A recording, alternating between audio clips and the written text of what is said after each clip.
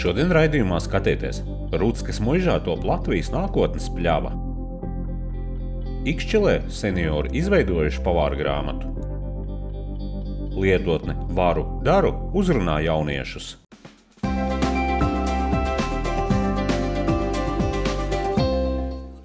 Katram aizvadītajā gadā Latvijā dzimušajam bērnam savu tulpi vai narcisi. Tādu iecer valsts svētku nedēļā īstenot Cēsīs Ruckas muižā.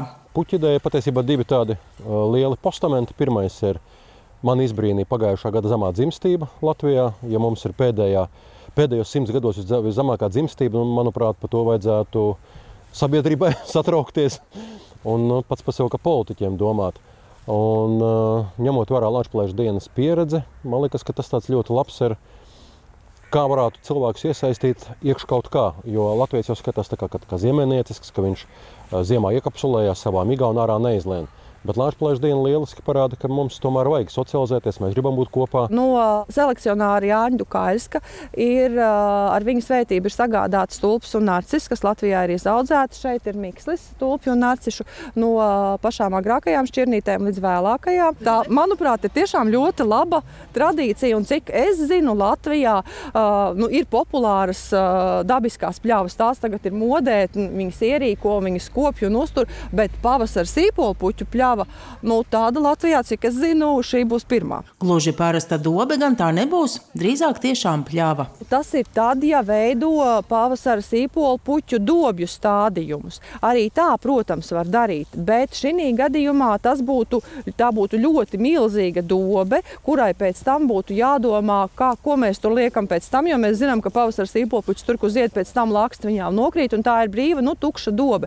Un tas ir ļoti dārgs ainavu dizaina, dārzniecības, dārzkopības elements. Šeit mēs no tā izvairamies, tāpēc mēs esam ielikuši miksīti. Varbūt tur, kur dārzniekam un selekcionāram, varbūt viņš nezina, kas tā ir pa šķirni, kas šī gadījumā šeit zālienā drīzāk spēlēs kā pluss. Viņš būs tas pārsteiguma moments, jo mēs jau tieši tāpat, kad bērniņu gaidām, mēs jau neejam tā veikalā un neizvēlamies, vai nemalūdza brūnām acīm, tur sportistu, intelektuāli, tāds kā viņš piedzimst, tāds viņš piedzimst. Un šeit tai pļavām, un mēs arī skatīsimies, kas tad mums no tā ir iznācis. Mums būs tā kā dzīvē. Vai šī ieceri kļūs par tradīciju, to, protams, radīs laiks, bet savulaik Renāra Sproģa aizsāktā Launčplēša dienas atzīmēšana ar pasākumu Cēsu pils parkā jau ir kļuvusi par neatņemamu svētku norisi. Uz kāpnēm tiek iedegtas svecītes Latvijas kontūrā, savukārt uz pils torņa gaismas projekcijas stāsta kādu Latvijas stāstu. Šoreiz tā bija veltīta valodai. Beigās šis formāts ir izvērties par tādu, ka neko pielikt, neatņemt. Un es domāju, ka ir cilvēki, kas man dzirdējis, ka jums jau ir forši, tāpēc, ka jums ir CS, ir tāda estrādes kāpnes, ir pils mūrs, bet es domāju, ka kaut ko līdzīgu varētu arī citur pārnest. Mana pārliecība ir tāda, ka tāpat tam vidējiem latvietim, tā vārda labajā nozīmē, viņiem ir tās alkas vai ilgas būt kopā. Mans viedoklis ir tāds, ka katram no mums ir kaut kāds harizmas, kaut kādas dotības. Un es domāju, ka tikai to visu vākt sev, ka tas nav pareizi, ka tev vajag kaut kādā mērā ar kaut ko dalīties. Un es domāju, ka šis ir tas, ko es māku organizēt, un tā ir kaut kāda dalīšanās ar apkārtējiem. Tagad Renāram Sproģim ir arī jauns izaicinājums apsaimniekot Ruckas muižu. Tās saimnieks viņš gan ir tikai no oktobra, kad to uz 10 gadiem bezatlīdzības lietošanā nodeva pašvaldība. Iepriekš Ruckas muiža tika veidota kā mākslas rezidenču centrs. Man liekas, ka lielā mērā mēs esam sapratuši to virzienu. Vismaz es sapratu to virzienu, kādā vajadzētu iet. Es vēlos, lai tas ir mazs kultūras nams, un nevis kā tāds tikai kultūras nams, bet atkal vai izdosies uzģenerēt, bet tā vīzija ir tāda, ka tai būtu jābūt vietā, kur cilvēki grib būt kopā. Tulpju stādīšanu iecerēts turpināt arī nākamajos gados, jo muižas parks ir pietiekami liels, kur tās var augt, un 4. maijā arī kļūt par vietu, kur satikties. Tulpu un narcis, kā mēs zinām, ja viņai patīk un ja viņa ir pareizi iestādīta un pieskatīta un kopta, viņa ir daudzgadīga. Un tā tulpu un narcis te vairosies, viņai būs bērni, viņai būs nākamās paudzes, un tas būs tāds, tā būs pļava Latvijas nākotnē. Bet šonedēļ tātad līdz pat valsts svētkiem Ruckas muižā tiek gaidīts ik viens, kas vēlas pilkt arī savu roku Latvijas nākotnes pļavas veidošanā.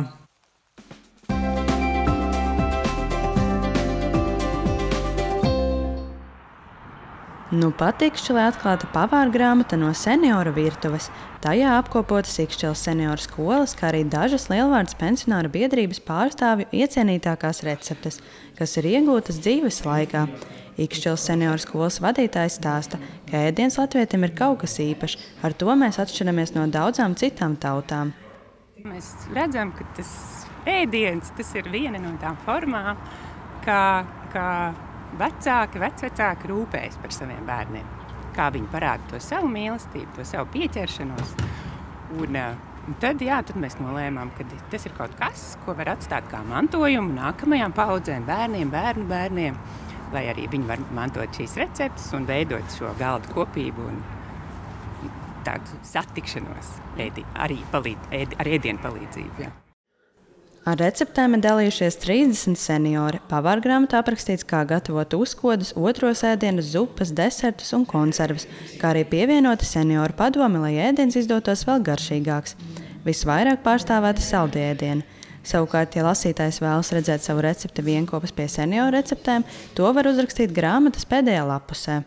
Ar vienu sakot, ja cilvēks nav paspējis tajā brīdī, jo, kā mēs visi zinām, šis projekta laiks vienmēr ir ierobežots, nav tajā brīdī paspējis, viņš var pierakstīt to savu recepti un tad tāpat nodot tālāk. Un tas ir jebkurā gadījumā aicinājums ikvienam, arī veidojot šo starppaudžu sadarbību, kas mūsdienās ir tik aktuāli, iesaistīties un nodot tās zināšanas.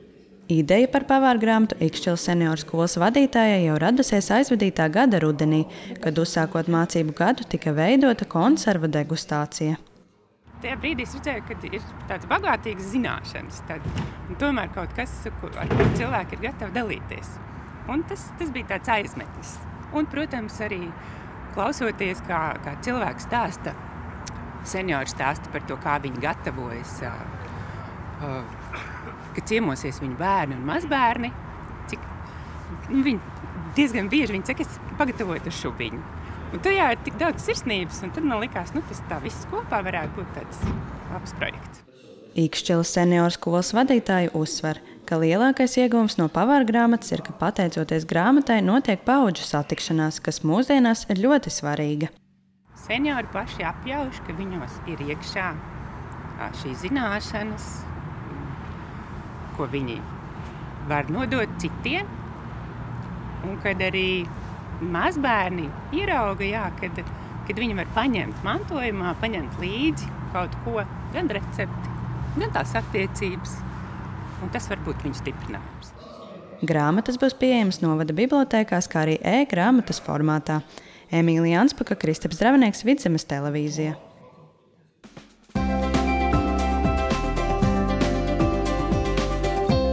Valmieras dizaina un mākslas vidusskolas 3. kursa audzēkne savā ikdienā jau aktīvi izmanto vien vakar oficiāli atklāto mobīlo lietotni Vāru daru.